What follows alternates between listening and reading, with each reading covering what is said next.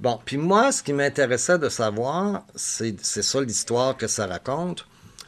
C'est deux personnages qui sont enfermés, on ne sait pas trop où, dans un château, dans une maison, dans un manoir ou dans un asile, et à qui on fait subir toutes les répressions que pour moi le Québec a connues depuis 1760, depuis la conquête.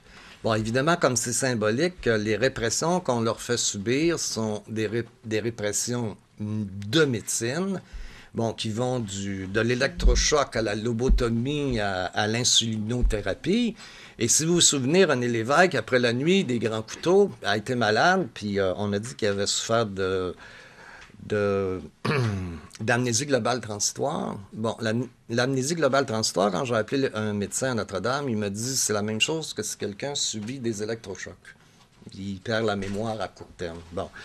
Alors, devant tout ça, ben, j'ai fait deux personnages qui, pris aux prises avec toutes ces répressions culturelles, sociales, religieuses, mettez-les toutes, là, sont toutes dedans, essayent de s'en tirer pour essayer de sortir de cette schizophrénie-là qui les habite et qu'on leur fait habiter de force et pour devenir des libérateurs de peuple.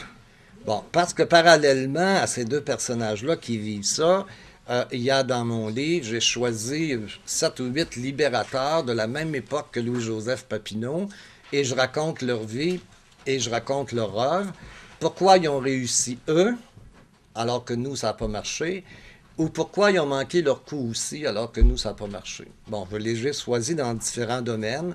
Vous voyez, il y a même un Chinois, Chang Tzi, qui, au milieu du siècle dernier, s'est converti, ben, pas vraiment au christianisme, mais a été déformé par le christianisme, a une vision, puis a dit, je suis le frère de Jésus-Christ, et je suis venu sur terre pour établir le royaume de la paix universelle.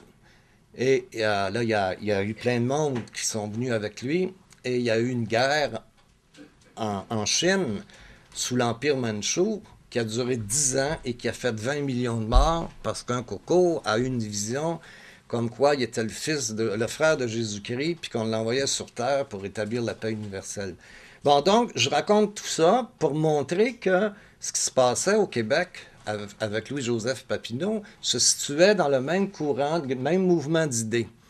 Bon, et curieusement, aujourd'hui au Québec, alors qu'il y a des tout petits pays qui deviennent indépendants, comme le Kosovo, c'est le plus récent, comme l'Écosse qui va en devenir un très bientôt, et ici, c'est le contraire. On dit non, non, tu sais, on abandonne tout ça. Et pourtant, même les derniers sondages disent que 40% des Québécois veulent encore l'indépendance. Bon.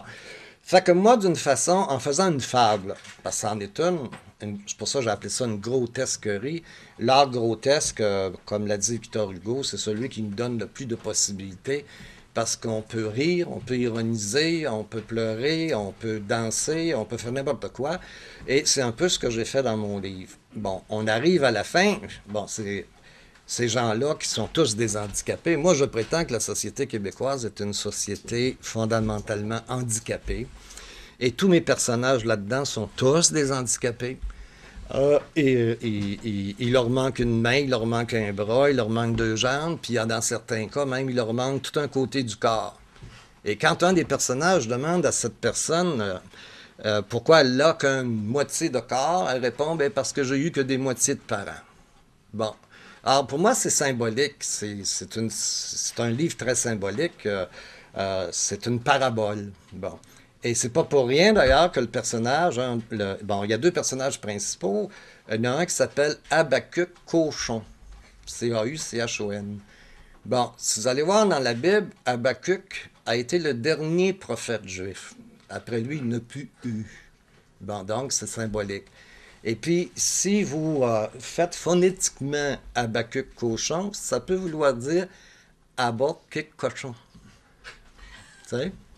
Bon, il y a différents jeux de même de langage bon, qui sont significatifs. L'autre personnage important, ben, c'est l'orignal des Formidables. Bon, l'orignal des Formidables, c'est Claude Gauvreau, le poète Claude Gauvreau.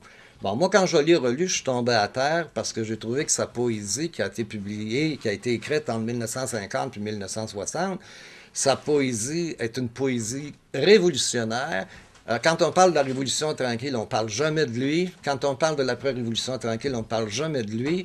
Mais ce poète-là, entre 50 et 60, a tout dit, non seulement du Québec de 50-60, mais du Québec d'aujourd'hui.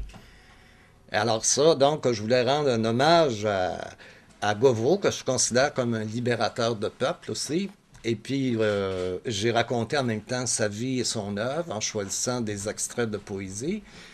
Et tous ces gens-là, finalement, tous ces handicapés qui jouent au quai, finalement, ça allait de soi qu'il fallait qu'ils jouent au quai. Bon, tous ces handicapés forment un parti qui s'appelle pas le Parti des régions, ni le Parti des légions, mais le Parti des lésions.